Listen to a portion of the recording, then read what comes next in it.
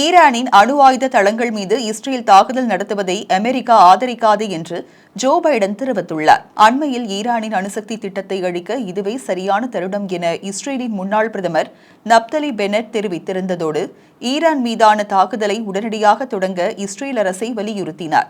முன்னதாக இஸ்ரேல் மீதான ஈரானின் ஏவுகணை தாக்குதல் குறித்து G7 நாடுகளின் தலைவர்களுடன் தொலைபேசி ஊடாக இடம்பெற்ற கலந்துரையாடலின் போது இஸ்ரேலுக்கு அமெரிக்காவின் முழு ஆதரவு உள்ளது. அதே சமயம் ஈரானின் அணு ஆயுத தளங்கள் மீது இஸ்ரேல் தாக்குதல் நடத்த அமெரிக்கா அனுமதிக்காது என்று அமெரிக்க ஜனாதிபதி ஜோ பைடன் தெரிவித்தார். மேலும் புதிதாக இஸ்ரேல் தாக்குதல் நடத்தினால் வழக்கத்திற்கு மாறான பதிலடி கொடுக்கப்படும் என ஈரான் எச்சரிக்கை விடுத்துள்ளது.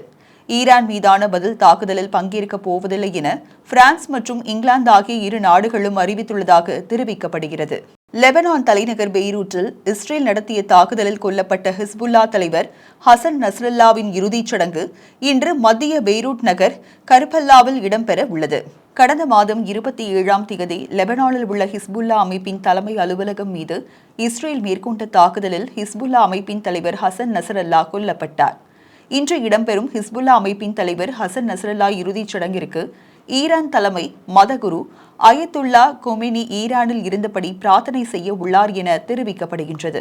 மெட்டா நிறுவனத்தின் தலைமை நிர்வாகியான மார்க் ஜக்கர்பர்க் உலகின் பணக்காரர்களின் வரிசையில் 2ஆம் இடத்தை பிடித்துள்ளார். AI மற்றும் மெட்டாவர்ஷன் சமீபத்திய முன்னேற்றம் காரணமாக மெட்டாவின் பங்குகள் தொடர்ந்து அதிகரித்து வருவதால் பணக்காரர்கள் வரிசையில் 2ஆம் இடத்தில் இருந்த அமேசானின் ஜெஃப் பெசோஸை பின்னுக்கு தள்ளி உலக பணக்காரர்களின் வரிசையில் 2ஆம் இடத்தை பிடித்துள்ளார். ஐசக் கெர்பர்கின் நிகர மதிப்பு இப்போது $206.2 பில்லியன் உள்ளது.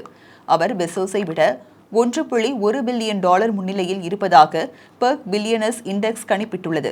ஆபத்தான செயற்பாடாக கருதப்பட்ட மெட்டாவர்ஸில் ஐசக் பெர்கின் தைரியமான முதலீடு பலனளிக்க தொடங்கி 2ஆம் காலாண்டில் எதிர்பார்த்ததை விட சிறந்த வருவாய் அறிக்கையை தொடர்ந்து மெட்டா பங்குகள் 23% உயர்ந்துள்ளன.